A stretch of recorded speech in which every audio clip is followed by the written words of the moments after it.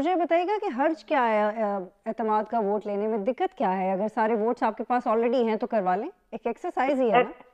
जी actually बतूल बात यह है कि सबसे पहले मैं आपको पैस 2-4 दिन का बता दूं कि चौधरी परवेज इलाही साहब ने पाकिस्तान के आईने पाकिस्तान के आर्टिकल 224 सब क्लॉज 2 के तहत असेंबली तहलील करने के लिए एक समरी मूव की है पंजाब असेंबली में, और खान साहब से जो वादा किया था वो पूरा किया है कि जी हम आपके कहने पर, क्योंकि एलाय पार्टनर है हमारे, कुछ गिव एंड टेक थी, कुछ बातें थी कि हम जी उनके कहने पे असेंबली तहलील कर देंगे। ये आईनी स्टेप एक चौधरी साहब ने उठाया है, लेकिन उसका रिएक्शन जो ये लोग दे रहे हैं वो 232 आर्टिकल के तहत इमरजेंसी लग सकती है, एक्सटेंशन हो सकती है। ये कहां से आ गया कि ये जी आप एतमाद का वोट हैं, ये उल्टा चोर कोतवाल को डांटे। हमने एक आईनी स्टेप उठाया है, ये भी आईनी स्टेप उठा सकते हैं, लेकिन उससे ये गैर आईनी तौर पे स्पीकर साहब को गवर्नर साहब कह रहे हैं।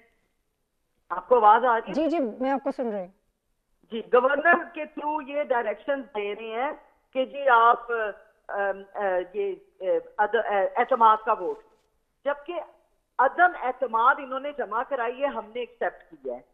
हमसे मुराद है कि असेंबली प्रेमिसेस ने एक्सेप्ट की है, स्पीकर साहब ने 3 या 7 दिन के अंदर, ये भी आईनी एक तरीकाकार है, 3 या 7 दिन के अंदर स्पीकर साहब उसको एजेंडे पे ले आएंगे। हर चीज लॉ एंड ऑर्डर के तहत होती है, रूल्स एंड प्रोसीजर्स के तहत होती हैं, एजेंडे पे आती हैं सारी बातें। ये